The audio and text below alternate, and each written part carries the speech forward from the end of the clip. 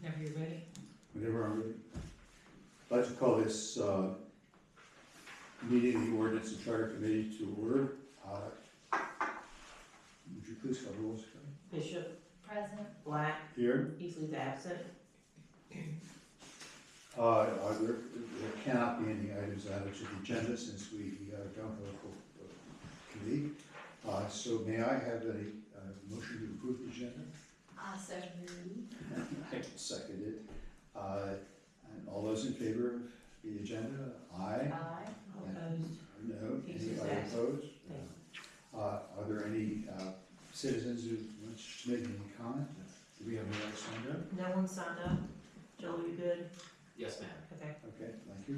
And I do not see any presentations, is that correct? correct. Okay, if that's the case, then we're ready to go to unfinished business, which is the review, discussion, and recommendation to council, engine braking ordinance. Do we have an update on the status of that? So I of course need to hear from you all on what you'd like to do, but you can in fact enact an engine compression or an engine braking ordinance. You have to put up signage before you can enforce it. I understand that. You're capped at $250 on the fine for violations of the ordinance. So whatever guidance you all want to give me, I can put it in a form that would be ready for. We have voted on this once before, have you not? We wanted to go ahead with it, to be able to present it to the town council. The town council would need to approve it because there would be some financial side with signage involved. You just have to have a public hearing since it's Does it? Ordinance. Yeah, okay, in that case, we need to have a public hearing. But the committee at that time felt as though it would only, the compression engine braking would be allowable under emergency situations, but not in town under normal driving situations. That's correct. There would need to be an exception for emergency use. Absolutely. In other vehicles like fire trucks or ambulances that they use, an exception for safety and also even for trucks that would normally use them, but they need them in the case of an emergency within the town limits. That's correct.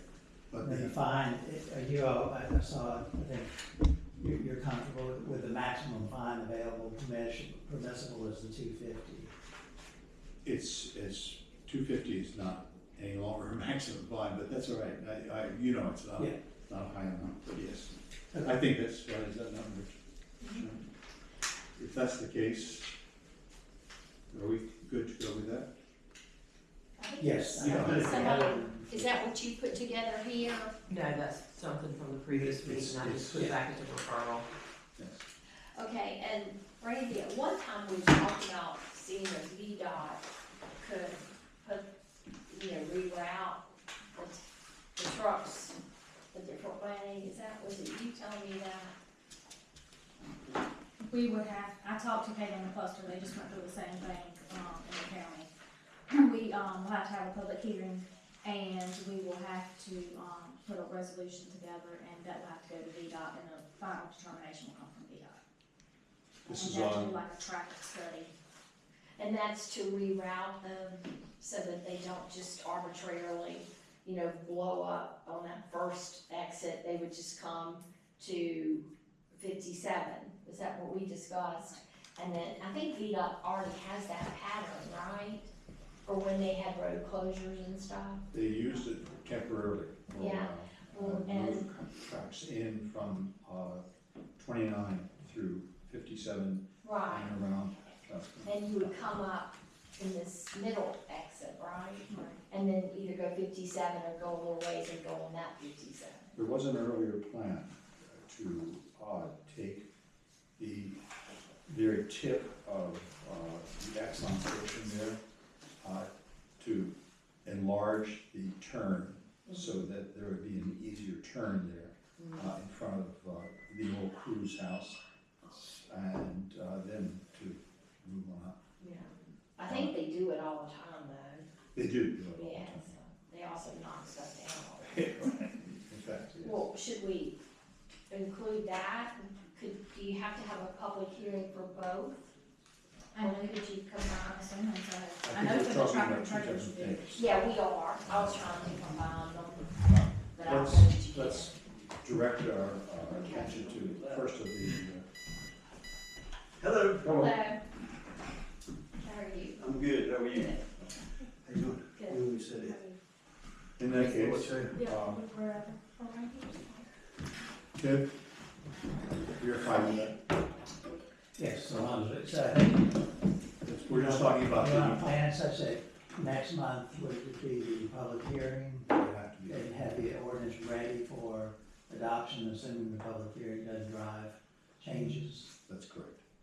I think that's- So if you hear something at that matter and you wanna step back, you certainly can, but so we'll have the ordinance in final form, quote unquote, for next month's Yes, regular meeting. I think that's fine.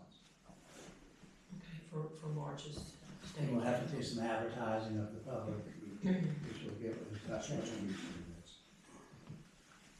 Okay, moving along, I would like, if we can, to look at the item E under new business, first, so we can get that out of the way and take care of.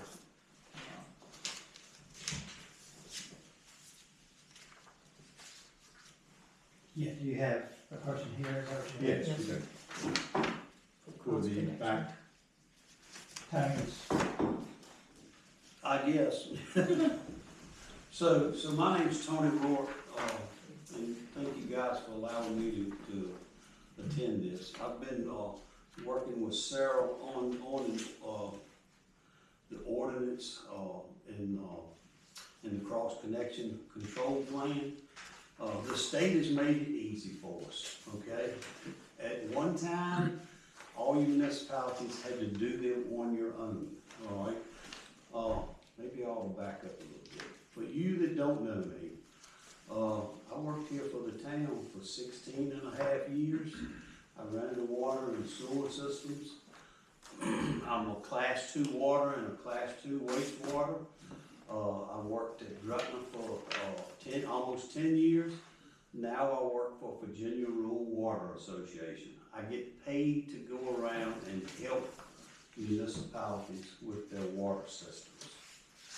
So, with that being said, so the state VDH has went out and already made a template for your cross connection plan, all right? Very easily, I've already given it to Sarah, she has it.